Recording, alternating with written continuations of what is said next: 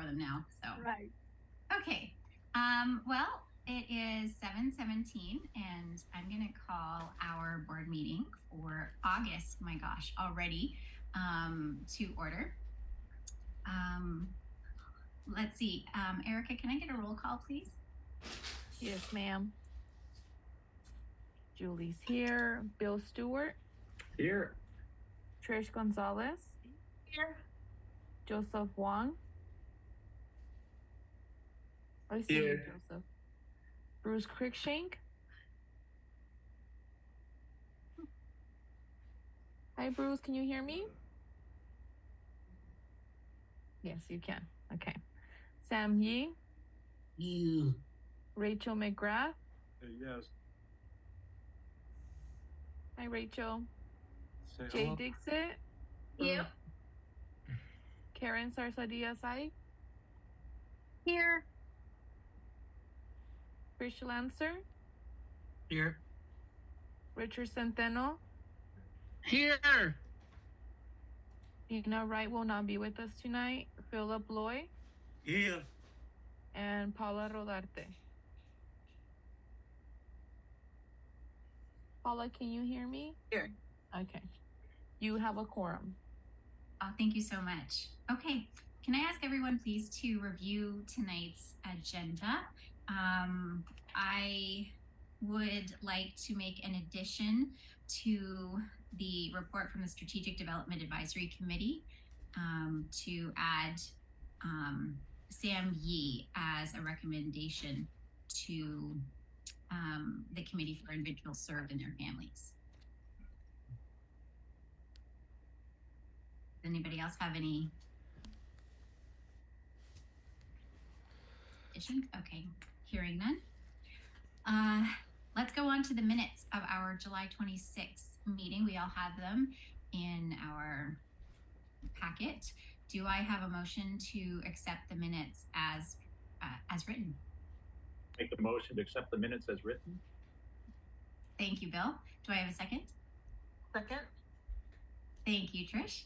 Okay. Do I have any discussion on the minutes from July's meeting? Okay, hearing and seeing none. All in favor of accepting the July board meeting minutes for 2023 as written, please say aye or raise your hand. Aye. Aye. Any opposed? Any abstentions? Wonderful, thank you so much. That motion carries. Okay, moving right along. Erica, do we have any public input for tonight? Yes, we have Carl Argila. Wonderful. Okay, thank you so much, Carl. Go ahead, please. Okay, thank you. Erica, can you confirm my audio? Yes, sir. Great. I'm on a poor internet connection this evening. So, board, as you know, my name is Carl Argila. I'm the father of Cavan Argila, an intellectually disabled deaf client of the San Gabriel Pomona Regional Center. Tonight's San Gabriel Pomona Regional Center board meeting, including my comments, are being recorded under the provisions of the Bagley-Keene Act and will be posted for public review on my blog at www.sgprc.net.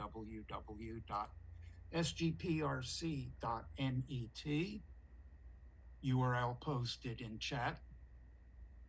And I'm requesting once again that you terminate your conservatorship of my son, Cavan Argila. I filed a petition with probate court to terminate your conservatorship of my son. That petition was heard on June 9th. I requested that you support my petition. Instead, you took no action to support the termination of my son's conservatorship, and so you continue as my son's conservator. Your conservatorship of my son is inflicting grave harm on him. It is imperative that this board take immediate action to protect my son from coming to further harm. Finally, I'm requesting that the official minutes of this board meeting accurately state that I'm requesting that the San Gabriel Pomona Regional Center terminate their conservatorship of my son, Cavan Argila. And also, I would like to remind the board that this month, August 2023, is the 5-year remembrance of the death of Timothy Cortins. Please recall that your vendor left Timothy Cortins to suffocate to death in a parked car for 5 hours on a hot August afternoon. When my son, Cavan Argila, was homeless for 13 months while under the care of your vendor, he was struck by an automobile. But for the grace of God, my son might have been another victim of your agency's neglect. So tonight, I would ask that the board would observe 1 minute of silence in memory of Timothy Cortins and those clients who lost their lives due to neglect by this agency. Thank you. Thank you so much for that. Do we have any additional public input tonight? Yes, we have Albert Feliciano. Wonderful. Okay, thank you. Albert, please go ahead. Thank you. Good evening, everyone. Good evening, board members, St. Gabriel Pomona regional staff, and members of the community. I do want to provide a few announcements. These are my usual announcements. Again, the State Council on Developmental Disabilities LA office continues to provide weekly statewide trainings. These trainings are open and free for anyone who wishes to attend. These are being provided virtually via Zoom. Our next training is scheduled for August 28th on the topic of making systemic through social justice, and that training will be in Spanish. I'll be dropping the flyers for our September trainings in the chat after I provide my public input. And again, please, if you can share these flyers with anyone that may benefit from these trainings. Again, these trainings are open and free to the public, so anyone from parents to self-advocates, professionals, these trainings. The flyer does have the Zoom login information for these trainings, and the Zoom information remains the same at 10 a.m.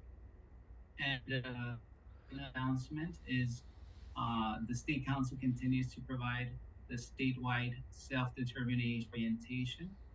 This orientation is in addition to what the Regional Center is already offering to families. And again, this is to provide families with options to take the orientation should the orientations being provided by the Regional Center do not work for them, either because of scheduling conflicts or work or whatever it might be.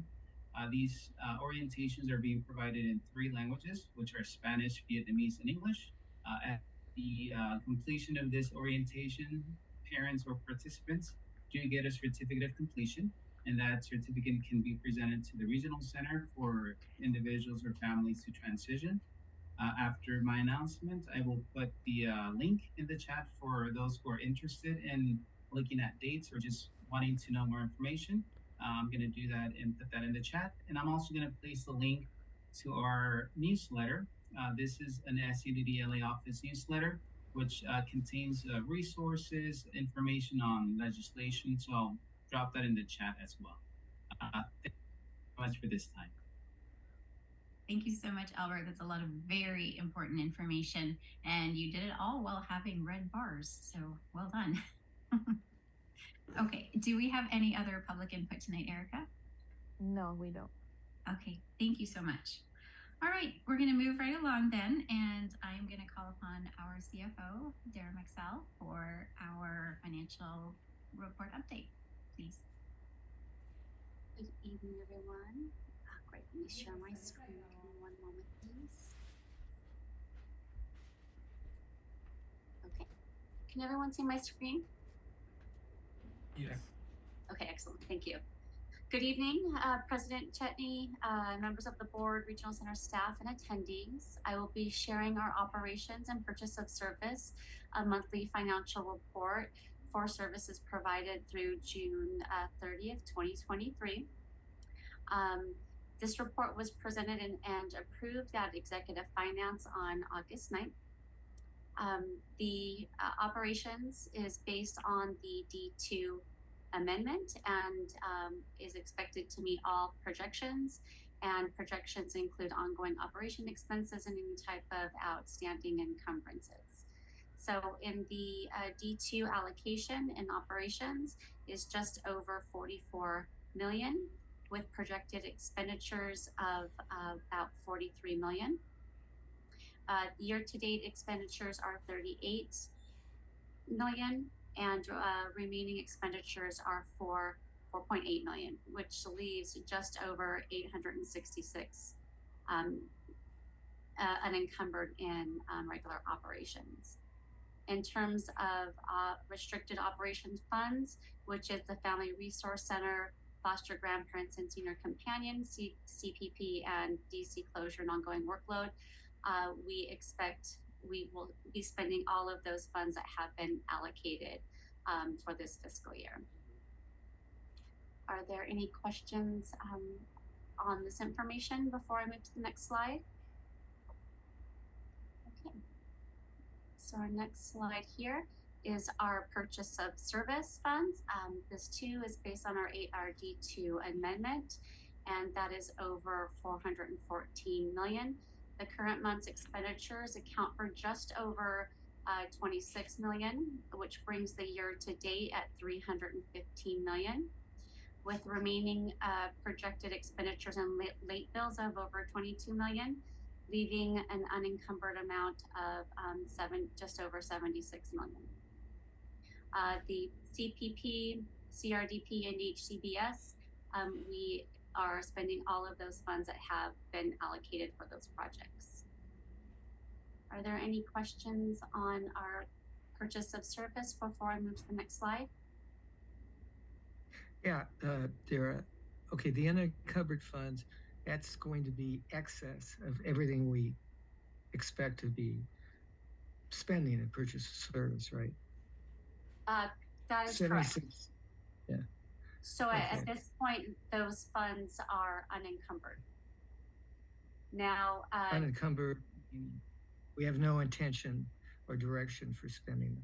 As of right now, those funds are not slated for anything. So we are, just to kind of add a little caveat to that, is we did receive a lot of funding for the rate study implementation. And so we are in the, that is still in process.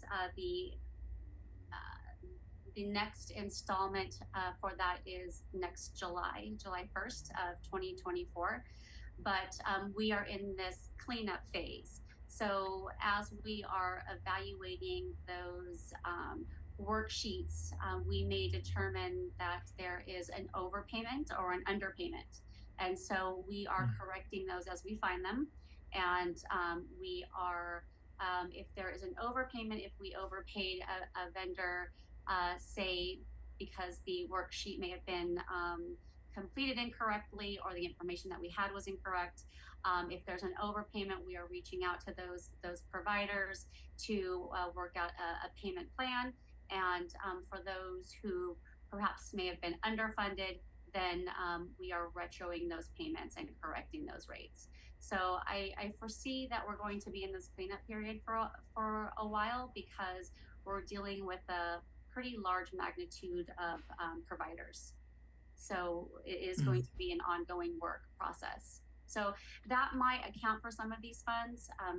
Again, it's at this point, this is what we're showing as an encumbered amount, but it may shift as we are going back and reviewing those records. Given our history, this seems like an inordinately large amount of money. Could it be used for late billings? Some uses that we haven't anticipated? If it falls within the fiscal year, yes. So if there was cost for this new fiscal year, we couldn't utilize those funds. But as you mentioned, late bills that fall within that fiscal year, then yes, we would be paying those late bills. Historically, how big have the late bills been in past years? I don't have an amount what historically that looks like. I could get that for you at our next meeting. Yeah, it's just something I'd like to know. Yeah, because this seems like a gargantuan amount of money. It is, and in a lot of funds were allocated for the rate study implementation. So that's where we're seeing probably a lot of these excess funds. So again, it's an area that we're still working on. So these funds, we may not end this year with that kind of unallocated amount. During this process with their rate table review, we may shore up some of those funds. But at this point, I can't anticipate because we're still working through that process. It's quite laborious. Okay, thanks. Of course. I could imagine. I'm sorry, what was that, Bruce? Yeah. Okay, thank you. That's all I wanted to ask. Thank you for your questions. Okay, so let me move. And so here, this sheet here is the details of that first sheet, which gives a breakdown of what we're looking at in those categories. And this is for operations and also for purchase of service. Again, what is included in those amounts. And here is our statement of financial position.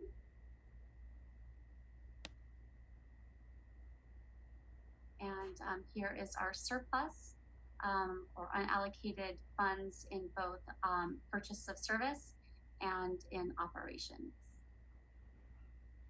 Does anyone have any questions regarding any of the sheets I've presented today?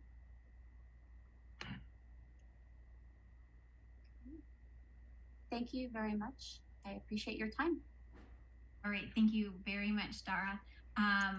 As a reminder for everyone on the board, the financial report was presented at the Executive Finance Committee earlier this month. It was presented and accepted with by the full committee. So thank you so much.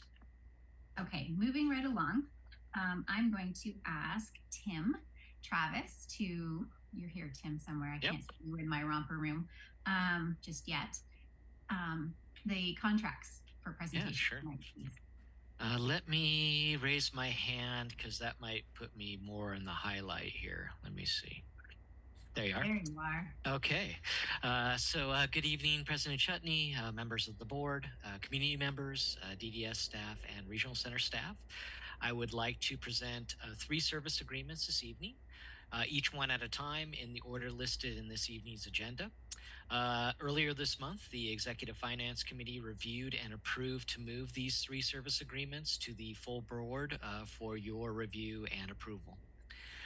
The first agreement is for furnishing transportation as an additional component to their Behavior Management Day program in West Covina, is with People's Care Developmental Services, LLC. People's Care Developmental Services, LLC provides a wide range of services to individuals with intellectual and developmental disabilities in San Gabriel Pomona's area, which includes residential, specialized residential homes, day services, behavior intervention, and transportation. This Behavior Management Day program has been providing day services and transportation to individuals served by San Gabriel Pomona Regional Center and other regional centers for 15 years. The specific service agreement is for transportation as that additional component to the day program. This program provides transportation to 40 individuals that attend their community-based day program, and some of these individuals may use a wheelchair. The transportation service that is provided to the individuals is not only for the pickup and drop-off, but also for the activities that the participants do during their day program.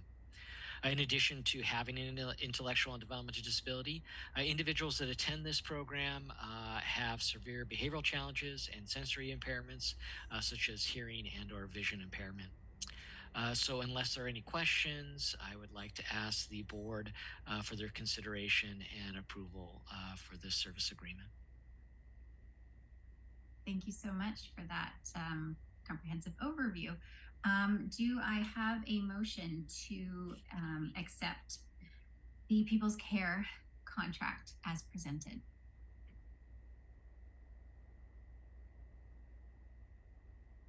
I'll go ahead and make that motion to accept whatever the language is. I make the motion. Thank you, Trish. Do I have a second on that? I'll second. Oh, go ahead, Karen. Oh, thanks. Okay, thank you so much. That was Karen? Yes. Okay, thank you. Not everybody pops up right away. Do we have any discussion, any questions with regards to this particular contract? Okay, I don't hear any. All those in favor of accepting the People's Care contract as presented tonight, please say aye or raise your hand. Say aye. Aye. Aye. Aye. All right, any opposed? Any abstentions? I abstain. Thank you so much, Chris. I appreciate that. All right, motion carries. Thank you so much. Okay, I believe the next one is services. Yeah, so the next service agreement is for community housing options, integrated community employment and social services. And as you refer to President Chutney, I will refer to them as choices. And this is for their supported living services program. Choices have been providing services and supports to individuals served by San Gabriel Pomona Regional Center and other regional centers for over 30 years. In addition to supported living, Choices also provides adult day services, community integration, and self-directed general supports for those individuals that are transitioning into the self-determination program. The services provided in supported living are tailored to meet the individual needs of their participants. Supported living is provided to individuals that reside in their own home, apartment, or dwelling. They can provide assistance, or assistance can include budgeting, shopping, cooking, and cleaning. Supporting living services helps individuals participate in integrated community activities that interest them. Supported living also helps individuals maximize the utilization of generic services like in-home support services, the CalFresh program, Medi-Cal, and Social Security, and SSA. Services are provided at the level that meets the individual needs of each person, but could include 24-hour support.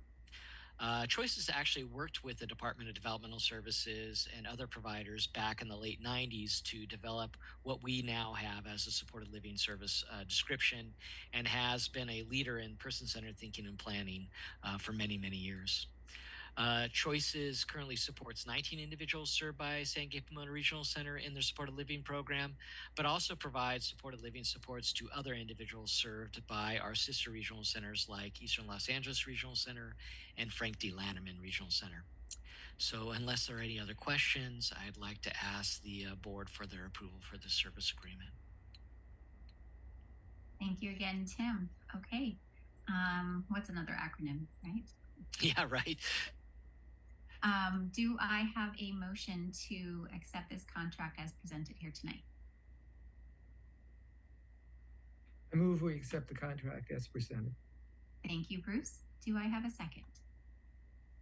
I'll second. Thank you, Joseph. Okay. Any questions or discussions with relation to this particular contract? Okay. All right. Thank you so much. All in favor of accepting the contract as written, please say aye or raise your hand. Aye. Rachel says Aye. Thank you. Any opposed? Any abstentions? I abstain. Thank you, Chris. All right.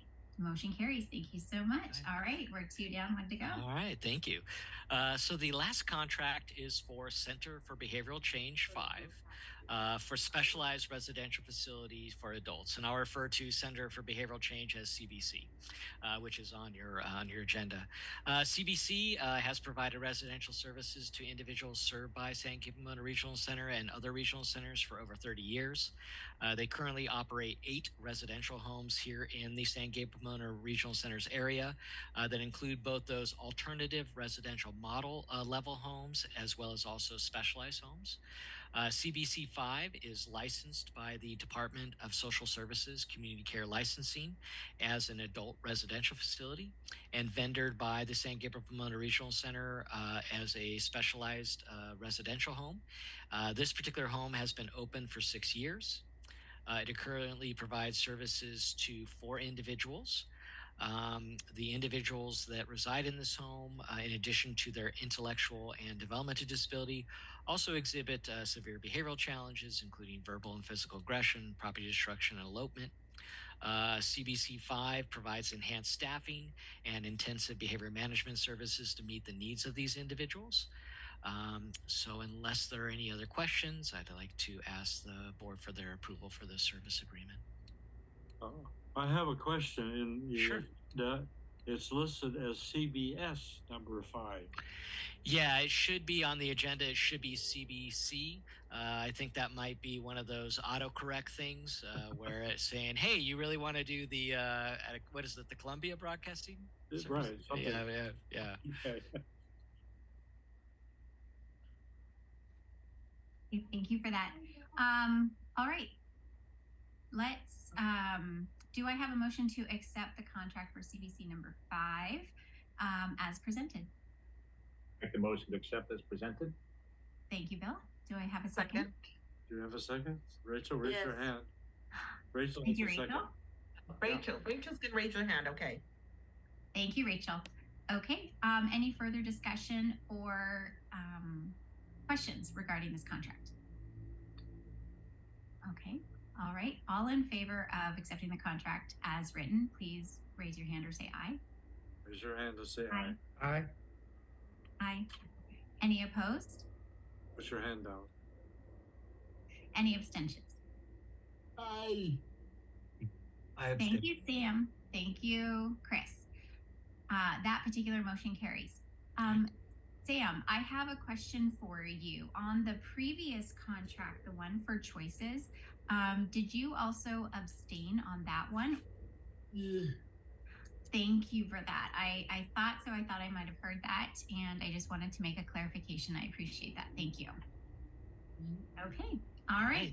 Thank you so very much. Sam. Thank you. Okay, we're going to move into our committee reports, and the first one is our Community Relations Legislative Advisory Committee, and our new chair is Karen Zarzadiaz. Hello, everyone. We had a really great meeting last week. We just basically went over some of the events that we had been through last month. I'm so sorry that I don't have my full report in front of me.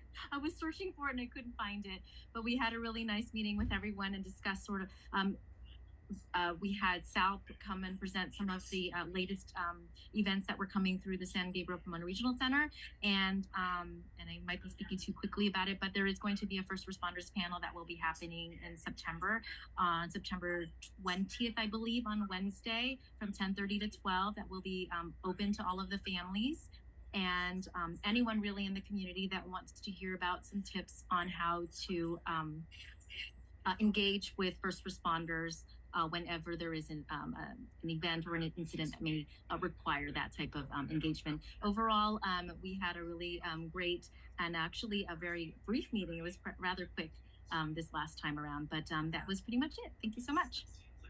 Thank you, Karen. Gosh, that's so important, isn't it? That communication with our first responders regarding our individuals served. Thank you. Okay. Our advisory committee for individuals served and their families. We have a chair and co-chair. We have Jay Dixit and Philip Lloyd.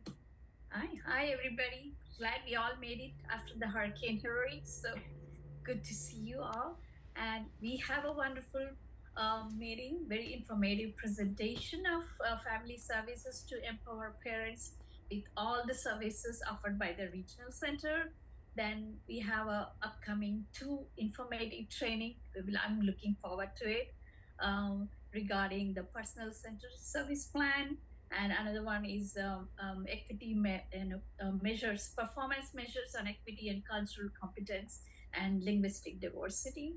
And the third important thing is the STP. It's so encouraging to see more parents are enrolling on the STP program, and I'm looking forward to.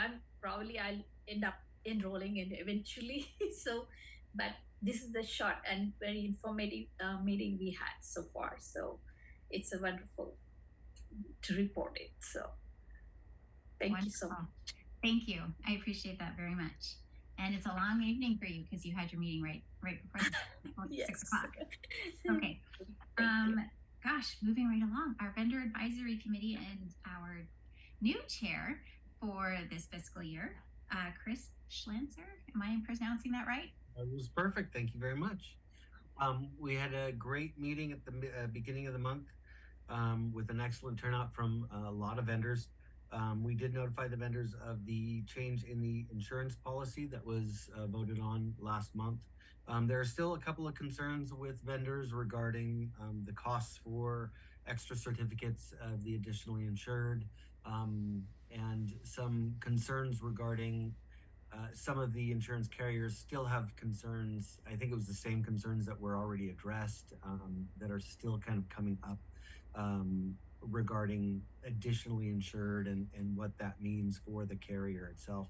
But I think those are getting worked out amongst the vendors, the vendor community, and their insurance carriers, since the changes are not really that drastic. The additional concerns that a lot of the vendors have at this time are same concerns that the rest of the world really has, are staffing, maintaining staffing, retention of staffing, and the qualified staffing, and maintaining the salaries to keep the adequate staffing. So those are always the biggest concerns the vendors in our communities have, and that's really the update for the vendor community. Thank you very much. I appreciate that. Kind of the backbone of our system, aren't you guys? Okay, all right. Moving on to our Strategic Development Advisory Committee. I'm going to report on that this month, but I'm very pleased to announce that we do have a new chair for this particular committee. It's our very own board member, Bruce Cruikshank. He's going to be taking over as of September. So thank you very much, Bruce. We're looking forward to that. Me too. Good. I'm so glad. Okay. So a couple of things coming out of strategic development.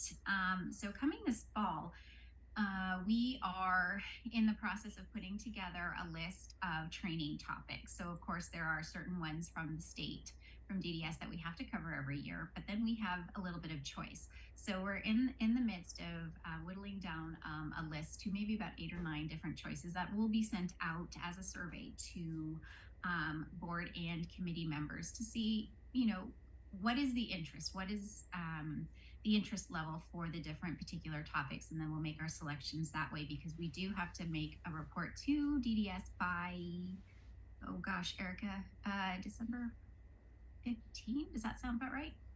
Yes, I think it's December 15th. All right. Okay. I knew it was around there somewhere. Okay. So our committee is very committed for that. So that's on the docket for this fall. You'll see that coming to your inboxes. We do have 2 action items tonight. We have one previous board member and one current board member who would like to and have expressed interest, and we recommend that they be members on particular committees. The first one that I'm going to discuss tonight is Natalie Weber. She just sunsetted off of the board this past June after serving 6 years. And she has expressed interest, and we would absolutely love to have her on this particular committee, the Strategic Development Advisory Committee. So Natalie has been part of, certainly.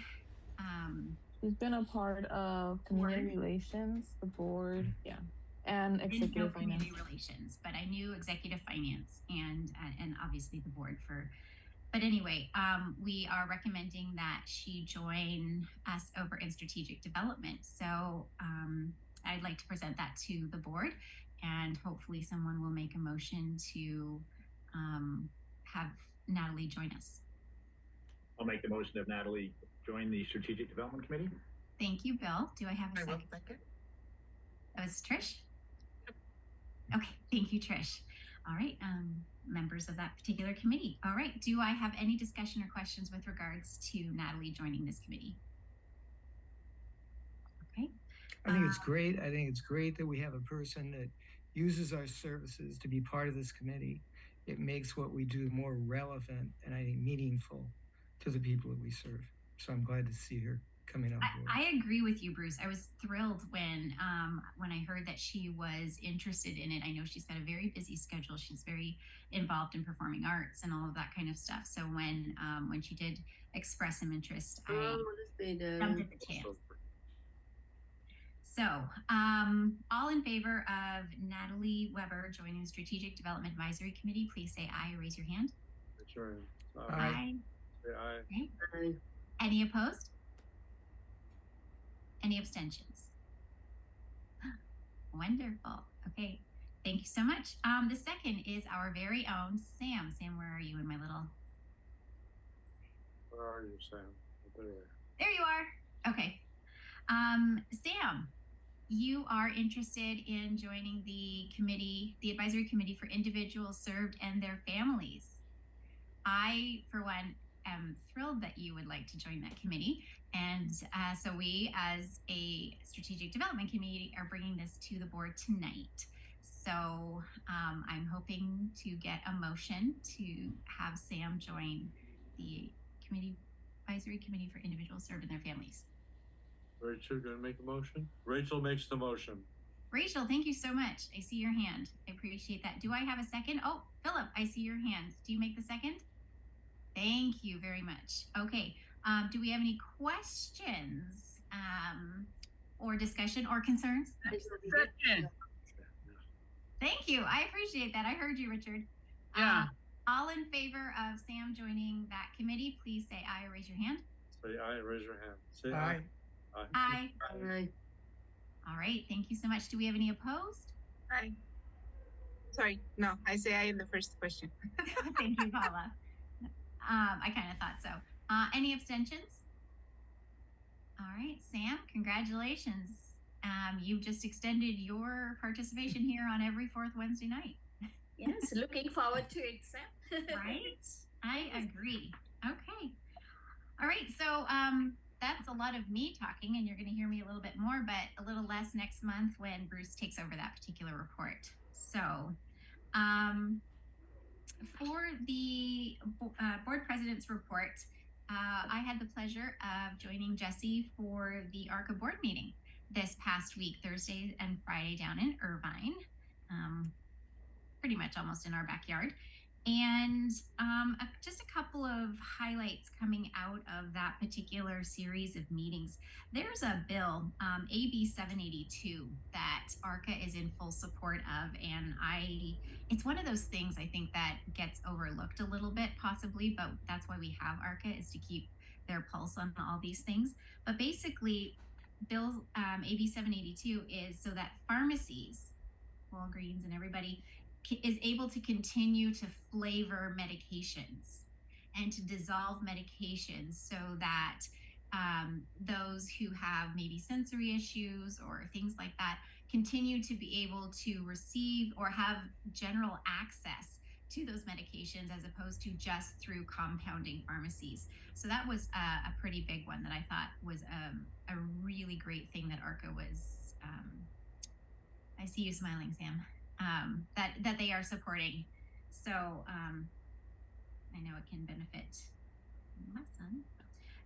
The other thing that I thought was really of important note is that ARCA is really working hard on behalf of our regional center boards, participating in committees with DDS about rate implementations for vendors. So please don't ask me the details of that. I don't know. I just know it's incredibly important work. I kind of stay at the broader level of the knowledge of that, but so important.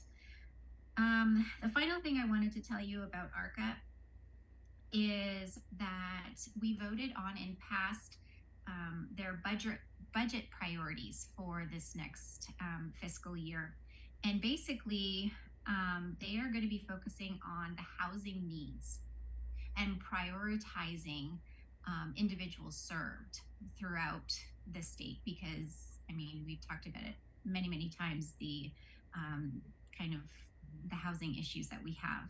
The second area of priority is addressing service need access and rate models, which once again goes right back to their participation in the rate implementation advisory committees. The third area is enhancing regional center responsiveness to funding service coordination. And don't we all need our service coordinators? And we need to pay them well. And we need to pay them competitively so that they stay with us and that they continue to be the liaisons and the first point of contact to all of our individuals served and their families. So it was a great meeting. I'm looking forward to October, and I'll keep passing along ARCA news as it comes to my inbox and as we go to meetings. The only other thing that I have as a update, I'm going to sort of throw it over to Jesse. It's for our strategic planning. Thank you, Julie. Good evening, everybody. Strategic planning, we're underway. I'm very excited to report that we are making progress towards our new strategic plan, a 3-year plan. And we are working with 2 consultants. We're going to be working with Forward Focus. Her name is Michelle Ware, in addition to George Stevens. So we have some consultants. Some of that work's already been in the works, starting last week for input sessions from our community. So we're going to keep everybody updated through the board. We have a place on our website where we're going to be providing updates there as well, so we can keep everybody in the loop of what's happening. And in terms of timeline, we're really working towards having a well-developed, finished plan by the end of the year is our goal. We really want to get this plan going. We have a lot of good foundation already. But what I wanted to reinforce with everybody is that every stakeholder will have an opportunity to participate and give input. So there's going to be different mechanisms for focus groups, for surveys, in different languages. So our goal is to make sure that every single person that wants to give input has some sort of venue and platform to do so. So we're going to have a really good product. We're really excited. We have an ad hoc committee that's been working really hard behind the scenes on behalf of our strategic development committee, making sure that we're keeping the work going there. So at the end of this process, we will have a updated plan in partnership with our board of directors, with all of you, and with our staff that we can develop. And part of that process I wanted to share was looking at our mission, vision, and our value statement to see if there's anything that needs to be updated in that process there as well. So we're going to continue to give updates at our different committees and also to the board of directors to keep everybody updated on the process, but we are progressing through. And those are my updates for strategic planning. Great, thank you so much. A question, Jesse. Yes. Okay, the plan is going to be written by December 31st. Will the plan then be ready to be implemented at that time, 4 months from now? Written and implemented? Our goal is to have a full product ready to go and out to our community by December. By December is our goal. And then from there, that'll include part of our process is going to be having an action plan, depending on the metrics that are identified and what areas we're going to be implementing. That will be occurring and starting right thereafter. So I would suspect that we're going to see some items already in the works, already started, and there might be some brand new items that are come forward in this process that we have to assess to see if we have the technology to support or if we need to get resources for it. So I'll know more with everybody as we figure out what those metrics are, what that looks like. But the goal is to hit the ground running with having this plan and then start implementing through those efforts as well. But there could be some items in there potentially, just to be transparent with everybody, that we might need to assess to see if we need any resources to help support a particular item. Now, George Stevens is gathering lots of data from all the stakeholders at the regional center. And this data will be used then to formulate goals, right? And how's that going to happen? Who's going to determine what the goals are? What's the process for that?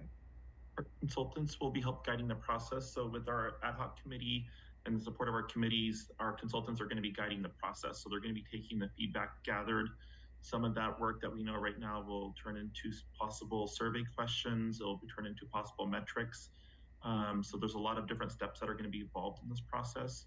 But it's really going to be a collaboration is the way that I describe it, a partnership between Regional Center and between our board, ultimately with our consultants guiding those different steps for us, helping drill down the priorities, helping vote kind of, so to speak, on which priorities are going to be implemented in those metrics. So those are the steps that we're going to anticipate as we go through this process as they guide us. But the goals, the objectives, and the action items will be determined by the board, the Strategic Development Committee. Who is going to come out with that? I would say the most work there will be in partnership with the Strategic Development Committee. Some of those action items are going to be the planning committees themselves, where all of the data is gathered and analyzed. And then there will be those sessions between together collaboratively as part of the steps in there involved to determine which areas will move forward, which areas are coming back as an important need for everybody. So I would say a lot of the heavy lifting is going to be done through Strategic Development Committee. Okay, great, thanks. Any other questions on strategic planning? Awesome. Okay. Well, I'm gonna just let you I do have a question. Oh, okay. Will this be revamping your mission statement that you have for the regional center? It's going to be, we're going to include that in our process, and I suspect that we'll see some updates in the process, but we do want to take a look at each of those, the mission, vision, and our value statement. Oh, okay. Okay.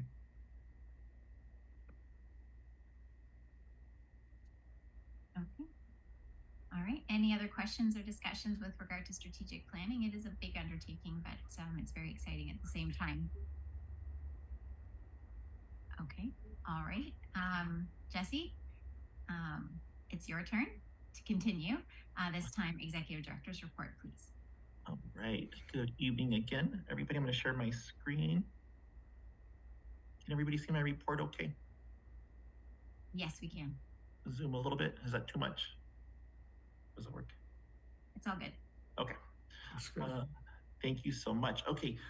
State and good evening, everybody. And thank you, Julie, for your report and for all of the updates tonight.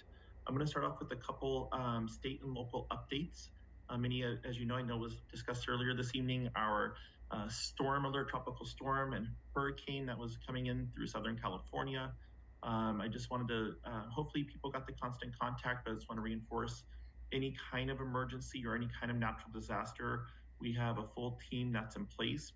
We have a designated emergency management coordinator.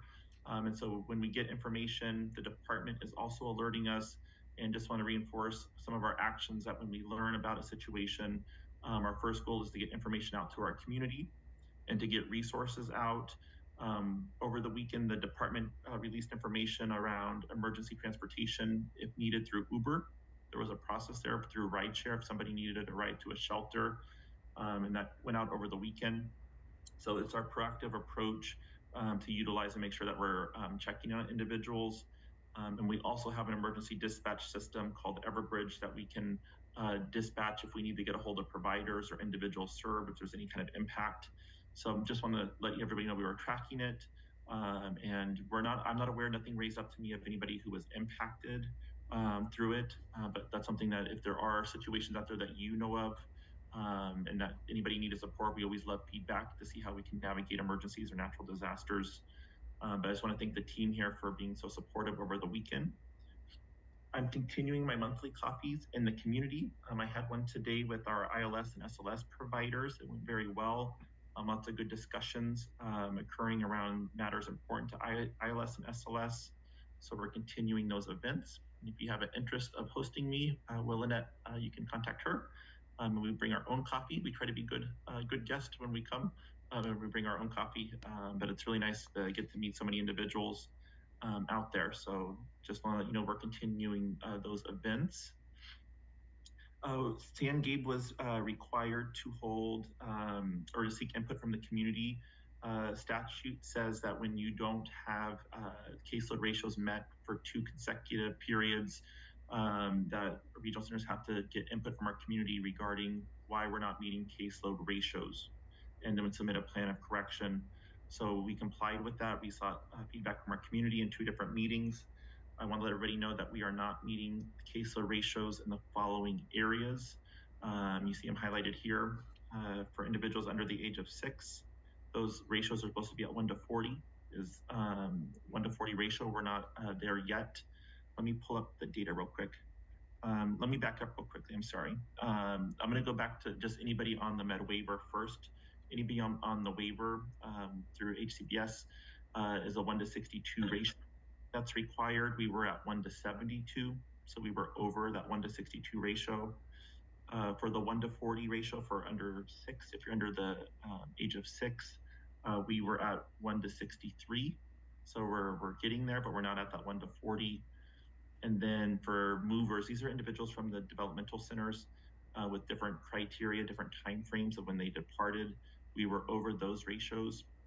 One of those, or actually 2, might be a coding error. So we're getting some clarity from the department on that data. And then the other one was for the over 5 non-waiver, non-movers, very specific criteria.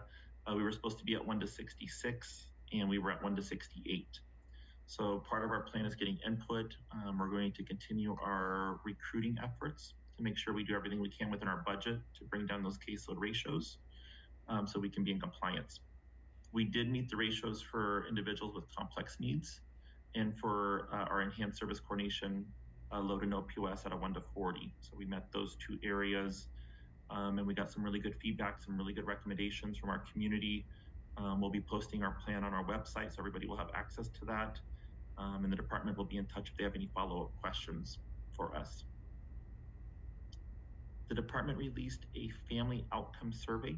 So for anybody who has been served by Early Start, the Early Start program, the department is looking for families to participate and give feedback on how the Early Start program could be improved. And I just put a little bit of data there that if you choose to access the survey, you'll have to enter the UCI, that's regional center language for the unique client identifier, kind of like the Kaiser membership number of what links you to the regional center. That's a very unique number that everybody's given if you receive services. So you'll need that. You'll need individuals served, their date of birth, their zip code, and ethnicity. So there's a survey there in different languages, and that's on the department's website, their homepage that you can access directly as well. We covered strategic planning updates already. So we have that in here just as a reminder of our work towards strategic planning. And what I tell everybody is that the strategic plan, it will be thoughtful, it will be comprehensive, and it will help guide the direction of us over the next 3 years. And a good strategic plan should not be an extra heavy lift for work. It should be guiding our everyday work that we're doing. So there's a connection there that'll help guide our future, which is really timely regarding the vision as our system is in a state of transformation at the department level. I think it's perfect timing for us to be looking at our own strategic planning. Also that we see ARCA is doing their own strategic planning, and the department is also going to be looking at strategic planning as well. So it's strategic planning season for our state. Los Angeles County Sheriff Department, they are opening a new training center in the City of Industry to help improve outcomes for deputies responding to individuals with behavioral health needs, including individuals with autism. So they're dedicating a training center. I don't believe it's opened yet, but that came out through the Capitol Currents, caught my attention because we're always interested in training, especially with law enforcement. And so we're gonna get some information there because I'm curious to see which participation will be part of that training as it relates to individuals with intellectual and developmental disabilities and what that training looks like. So we'll keep that on our radar there as it relates to training for the Sheriff's Department. And then we also have an exciting update as it relates to service access and equity grants. Those projects where the department is given funding, will give funding to community-based organizations and or to regional centers who apply. The funding is available. Proposals are due September 26th, 5 p.m. Very strict deadline, so make sure if you do have an interest that we make that deadline and try not to wait till the last minute, because I've been in situations where the system goes down by so many submissions. that you want to make sure that you allow yourself a little cushion in there just in case there's a delay or a technical difficulty, is my feedback. A bidders conference was held on August 17th for individuals who are interested, getting information. I read through the materials, are pretty comprehensive, but if you do have any additional questions, you can contact us, and you can also contact the department. I gave their email address if there's individuals who have any questions around the application process as well. A couple fun legislative updates I was really proud of that I found was the ACR 48 Autism Sensory Friendly Movie Screenings. I need to update the language here because after research, I found out it actually passed. When you see ACR, it's an assembly community resolution. ACR, and anybody can introduce that bill, but the difference there is this type of bill does not need the governor's signature. It can be approved by the Secretary of State. And so I looked and found out it was chaptered already. Basically what it's doing is it's expanding the expansion of sensory-friendly movie screenings and similar programs to encourage families to attend. And there's different language in there too that highlights that if individuals need to stand up or to make noise or to participate in a way that is consistent for them, for their comfort levels, that there wouldn't be complaints, they would be protected. And so it's really detailed, really good work happening in that area. That's not a typo for April 2023. It was part of the chapter for individuals to attend in the spirit of National Autism Awareness this month. But the chaptering didn't happen until May. So it'll hopefully be part of the ongoing work there, but just something for us to be aware of. And what was really impressive to me is when you look at who signed on to this bill, it had significant support from our legislators. So it's an indicator that when bills come across for our community, that there's support there. So I was really impressed by the number of individuals. I had to scroll through to look at all of the names through Assembly and through Senate who approved. So just different indicators that we need to be tracking. Senate Bill 635, ARCA, the Association of Regional Center Agencies, put a statement out that they support this legislation, as do we, to help improve access to hearing aids for children. So that is another Senate bill that we're going to be tracking. And then I put this on here last time, but just as a reminder, Senate Bill 805 with Fornatino, that this is legislation out there about expanding the criteria for a qualified autism service professional and paraprofessionals, and what those requirements look like as the field has evolved. And there's specific language looking at new practitioners and what that formal training and assessment looks like as credentials as it relates to treatment planning and evidence-based outcome evaluations. So if you're in the field of behavioral services, there is work there to look at including more disciplines with the proper training to be able to be qualified to be an autism service professional or a paraprofessional. And for AB 1147, this is the Disability Equity and Accountability Act of 2023. I think I mentioned this here before, but just a reminder that the California Public Records Act has been delayed until January 1st, 2025. So there's some time here for regional centers to understand this law, for implementation, what that looks like for us.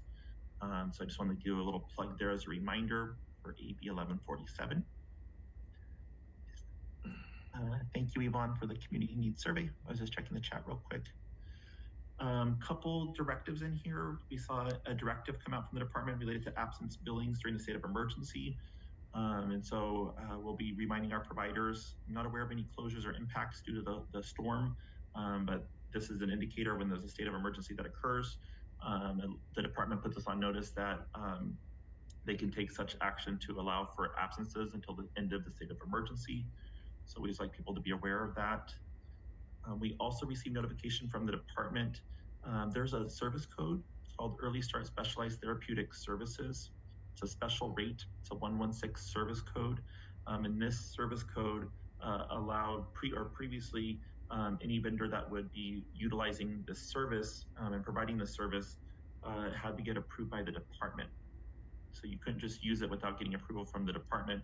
Now we have history where we submitted a proposal to get approval before this was in effect through a process of an AB 637 process to get relief from that framework. So we've had that in place. However, now fast forward, it's now we are being notified that we no longer have to get approval from the department. So this will make it a little bit easier for regional centers to vendor early start providers under that service code, because we can do it in-house through us and not have to get approval from the department. So that's a great thing. It's a great incentive for services that are met through that process. I had these on here last time as well for quality incentive programs related to employment access and employment capacity. So this is for service providers to get additional information on how those incentive payments would work. And there's technical assistance webinars coming up. So I bolded the dates on there for anybody who's interested. And we're going to remind our provider community as well on these webinars to take advantage of these for technical assistance. So you'll see that listed in here. And then also the additional grants that were received as it relates to social recreation, enhanced community integration for children and adolescents. And so the department has awarded the California Alliance of Boys and Girls Club and the California State Alliance of YMCAs grants, social rec grants. So we're seeing continued work. We have our own projects and funding that we're getting for us locally, but we're seeing a lot of work there to help support social recreation, which is a great thing. You'll see some additional language there on a specific project with Harbor Regional Center and what that looks like. So you'll have that in the report. And for San Gabriel Pomona Regional Center, as of July 31st, we have 469 authorized positions. So you see our full-time employees and our vacancies that we have. We've been actively recruiting, so shout out to the human resource team. And I am proud to announce on behalf of Dara this evening that we officially have our IT director who has started. I think today is his first day, Dara, am I correct? You're here. I believe it's his first day. We met him this morning. Yes, I'm sorry. Yes, it is his first day today. First day, so you're getting live announcements here. But this position has been so critical for us to recruit and to fill because we have so much technology needs that we need to help support. And so we're very excited to have Steve join us, has regional center experience. And so we will have that position on staff with us, helping support our IT manager and our IT team. And we're making some great work there as it relates to staffing. We have our staffing plans developed for the fiscal year, and we're in the process of assessing our budget and prioritizing our staffing needs and releasing those positions so we can continue our recruiting efforts. As of July 31st, we were serving 16,312 individuals. And then you have our admissions data there, our intake department. You can see the number of referrals that are coming in for the period, for the month. So our admissions team is very busy making people eligible for our system, which is fantastic. And this is where the staffing supports are very much needed from our clinical team to make sure that we have sufficient psychologists and our multidisciplinary team to be doing those assessments. And for self-determination, I wanted to tell everybody that we have 126 participants. The self-determination team did a great job providing updates in the previous committee for individuals and families served. But you'll see in the report just the different efforts that the team is doing on an ongoing basis to help increase recruitment for individuals to talk about SDP and all the great things that SDP offers. So it's really impressive to see our numbers climbing. So shout out to Daniela and your staff and Sal and your team for all the work there as it relates to self-determination. And that concludes, let me make sure, yep, that concludes my report for this evening. Wonderful. I did a quick calculation, and that's for early start, that's 88% of the evaluated little ones were found eligible, which is amazing. Awesome. Yes. Lucina, I see your hand. I do. I just wanted to follow up on Jesse's announcement about our community needs survey. It is on our website. Yvonne has it in the link. Yvonne, can you pull it up? I just want to make sure everyone's aware of it. It's a really important survey to complete. It will be up actually since last week through September 1st. It is an opportunity for our community, our vendors, our individuals served, our families, and even our staff and advocates in the system to really complete the survey. This will guide us in terms of what startup monies we're going to request from the department for this fiscal year. And so how it works is depending on how the results of the survey come out, I can then say, hey, the number one priority was affordable housing, or the number one priority was mental health services, or a day program with a medical focus. And so I'm asking for money to do a startup. Now, what Yvonne is telling you through her clicking is that this survey is available in our 4 languages plus English, Spanish, Chinese, Vietnamese, and why am I blanking? Spanish, Vietnamese, Korean, and Chinese, and so and English, of course. And so those include the languages, the majority of the language that we support here at this regional center through our catchment area. So I really want to encourage people to do this. Some of the projects that we were able to develop via startup funds include a home for deaf and hard of hearing that just opened on August 14th, by the way. Its first resident was placed there. We have a home for individuals, for adults who have substance abuse. That opened last year, a few months ago in the summer. And then we have the interceptic orthodontic program for our kids from 6 to 9. We have a dental program. Years ago, we were able to provide some additional equipment for our dentists to really work with people in wheelchairs. That's a great service for our community. These are just examples of the things. Affordable housing, the complex in Pomona for 5 apartments, and an accessory dwelling unit for 2 people on one of our existing properties. Those were all projects acquired through startup. The only way I could request those projects is if the survey identifies it as a need. So it's really important. Doesn't mean we can't develop other areas without the startup, but it's just easier for our vendors to develop something with some startup funds. You know, we have a psychiatric navigation project helping people who get 5150 and helping them navigate through that system, because we aren't as familiar as other entities are, and so we contract that out. And so it's a current project we're working on. So this is a really important survey. Encourage you all to do it. Please go on our website through September 1, your opportunity so we can hear your voice. Thank you. If you do go on our website, it is connected to the slider. It's the second slider. You just click on it and it takes you straight to the survey. There's also a flyer that's in your materials folder that has an active link that you can click from there. And then I've also added the link in the chat. Thank you. And if all else fails, email me. Thanks. Thank you, Lucina, and thank you, Yvonne. I was just taking a look to see the platform in Microsoft Forms. Is that it? That it was created on? Yeah. Yes. Good to know. And usually what comes out of it, we'll do like a little infographic or something with all the results. Yeah, it'll give me the gap, and it'll put the priorities at the top, and so it does that all for us. I don't have to count or anything like that. Not seen that ability on, maybe I just haven't looked hard enough on like Google Forms. So interesting. Thank you. So, and we afterwards, you'll find this is kind of what the results will look like after on our website. Right. That's last year's. Yeah, and so before that. Is it closing at a particular time or date? Just September 1st on the newsletter. Yeah, I want to make sure I give people enough time. It did get posted last week, and we have to post it before the department actually asks us to submit projects. And so I try to do it in August, hoping that September or October they'll ask us to submit our proposals. And we have to have completed the survey by then, because they will ask me for the link and the results of our survey. So it's not just me doing it. They're going to ask, let me see the results, Lucina, to make sure that it is an identified need in our community. Do we have a certain threshold that we have to meet in terms of number of responses? No, but the more the better, I think. Well, yeah, absolutely. Right, a bigger. Right, and it includes. Yeah, I'm going to do some outreach for our staff. It's important. They also know families' needs. They meet with them often, and so of course, we want direct information from the people we support and families, of course. But we also want our service coordinators who meet with families. They know some of those needs, and then our vendors, of course, know some of those needs because they work directly with people we support, and so advocates as well. It's really open to everyone.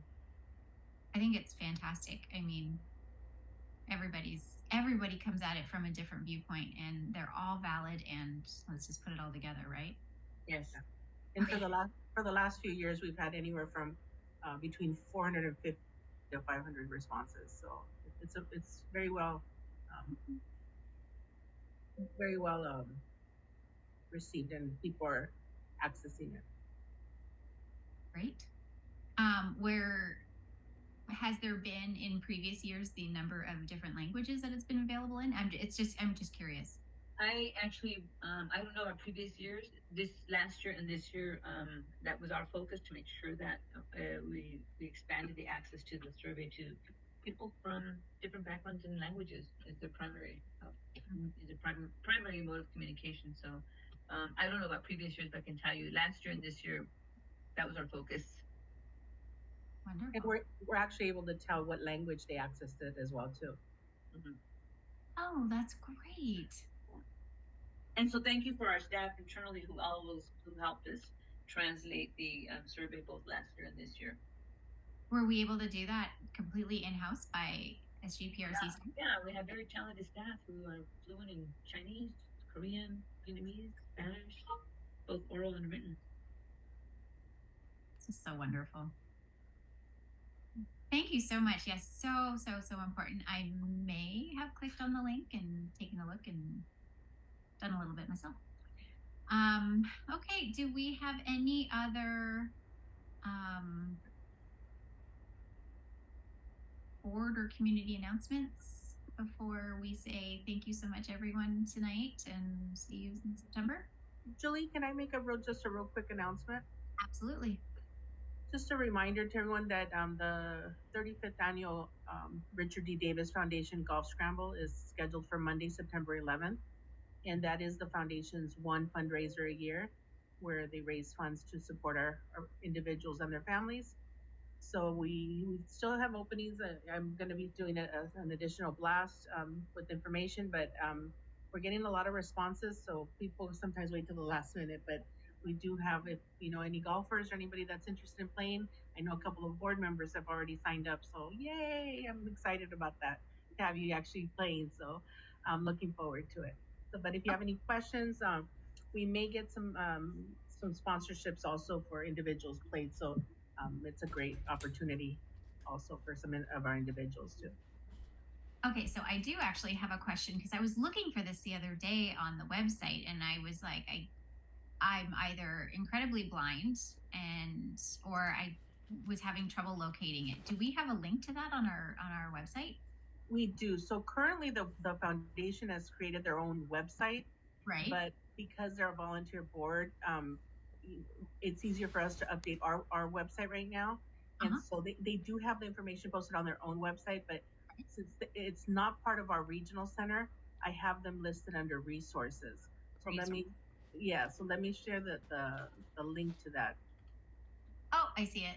So they're actually a resource under our website, and everything is linked from that page because they're a separate entity. Okay. But we still work closely with them. So is there an actual link to their website or no? No, they were having issues with the search engine. It was sending to another website. Okay. That I guess it's a very popular Davis Foundation there's a few other ones across the US. So there was an issue with the search engine because it really didn't have any traffic. So they were trying to fine tune it. It looks like it's been fixed, but I also didn't want to risk people not accessing the information. But we did send out information last week, I believe, that had it was a blast from the foundation that included the golf scramble information. There's also a scholarship opportunity for immediate family members of individuals served and employees of current SGPRC vendor programs. So that opportunity is also there. And then there was also a recruitment announcement that the foundation is looking for family representatives or individuals served to represent, to be a part of the foundation. So that was also part of the announcement that went out.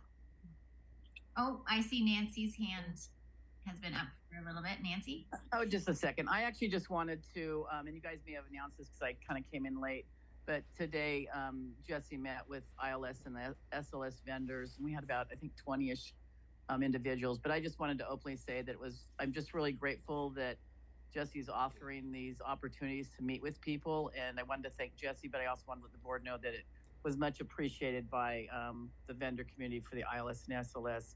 So thank you again, Jesse. Thank you for that, Nancy. Thank you, Nancy. Appreciate it. Okay, Trish, your hand. I just had a question. Yvonne, would you mind if we shared with our like private pages and on social media? Would you mind if we shared that? Not at all. I do it myself. Okay, great. I will do that. I will post it tonight. And hopefully we'll get a few more. It's actually really encouraging. When the foundation first started, it was very much a small group that was supporting the foundation. It was everybody that was involved with as either family member, direct connection with the regional center. As the foundation has had more access to other events and just interacting with other entities, even our own staff are promoting it within their family members and spouses. So sometimes we have foursomes of people that are nowhere directly linked, but it was somebody from our connections that advertised it, and it's great because then the word gets out and you get a lot more support, and it's a lot more visible to our community. So absolutely, you can share it. Well, just a little side note. So I am going to be playing with Bill, and I actually it's my first tournament because I just started taking lessons. So I had my other lesson today, and I'm absolutely loving it. So I'm going to share it, and hopefully we'll get some more folks on it. I love it. You'll have a great time. That's wonderful. I hadn't even thought about that, actually. That's a really good question, Trish, and I think I might do the exact same and share that link out. So yeah. All right. Yes, because that'll have happened by the time that we reconvene as a board, and we'll have no doubt some really positive things to say about that particular event. Okay. Well, not too bad on time, 8:30, everybody, on Hump Day. And I'd like to say thank you so much to everyone who joined us, board members, staff, and all guests. Thank you so much, and we'll see you again in September. Thanks, everybody. Bye, everybody. Thank you. Bye-bye. Bye. Good night, everyone. Good night. Good night, everyone. Bye. Bye.